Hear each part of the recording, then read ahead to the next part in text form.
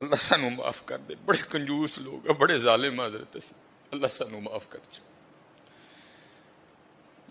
جس کے پاس نہیں ہے تو اس کی تو سمجھ آئی یار، جس کے پاس ہے وہ کیوں اس طرح ہے۔ اور ایک بات تھی، بڑی دیر وہ واٹس ایپ پہ گھومتی رہی، اور حقیقت ہے ہم لوگ اسی طرح کرتے ہیں۔ کسی نے بڑی جوتی ماری تھی کسی کو، اس نے کیا لکھا، اس نے کہا ایک امیر عورت کپڑے کی دکان پر بیٹھ کر نا دکاندار کو کہہ رہی تھی، میرے منڈے دا ویاہ ہے تے جڑی سب نہ لو کوالٹی ہے نا ذرا منو وہ دکھا، میں اپنی کام والی نو کپڑے دینے نے۔ اور دوسری طرف کیا لکھا تھا کہ ایک غریب کام والی دکان پر کیا کہہ رہی تھی، اور میں جنہاں دے گھر کام کرنی ہے انہاں دے منڈے دا ویاہ ہے، ذرا منو مہنگا جہا سوٹ وکھا میں دینا ہے۔ ہائے ہائے، نہ حیدری فقر ہے نہ دولت ہے، عثمانی ہے، اور کنجوس نہ بنیو حضرت، کدی ظالم نہ بنیو، سخی بنیو، سخی بنیو حضرت۔ اللہ کو سخی بڑا پسند ہے۔ یہ اگر کوئی اس کا حوالہ دیں تو میں نے یہ بات کسی کتاب سے نہیں پڑھی، میں ایک دفعہ ایک ختم پر گیا، وہاں ایک بڑے بزرگ عالم دین تھے، انہوں نے یہ بات بیان کی، اس لیے مجھے حوالہ نہیں معلوم، لیکن بات بڑی مشہور ہے۔ یہ مدینہ پاک کا نا بڑا مشہور یہودی قبیلہ تھا بنو قریظہ، انہوں نے ایک وعدہ خلافی کی، اور پھر سزا یہ آئی اللہ کی طرف سے کہ حکم دیا ان سب کی گردنیں اڑا دو۔ بنو قریظہ یہودیوں کا قبیلہ تھا، وہ سب کی گردنیں مار دی گئیں، نبی علیہ السلام موجود تھے، سب کی گردنیں اتاری گئیں۔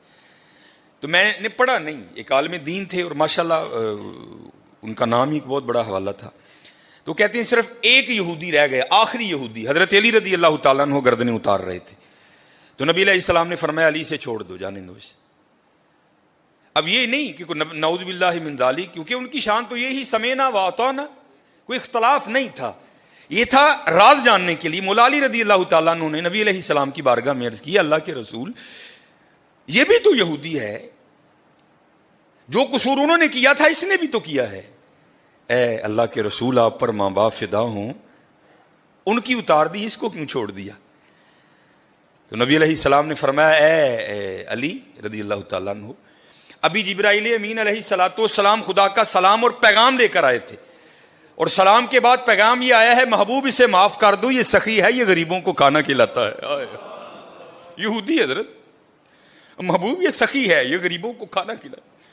اور حضرت ایک نہیں، قرآن پاک میں بار بار مذمت آئی، تو غریب کو کھانا ہی نہیں کھلاتا۔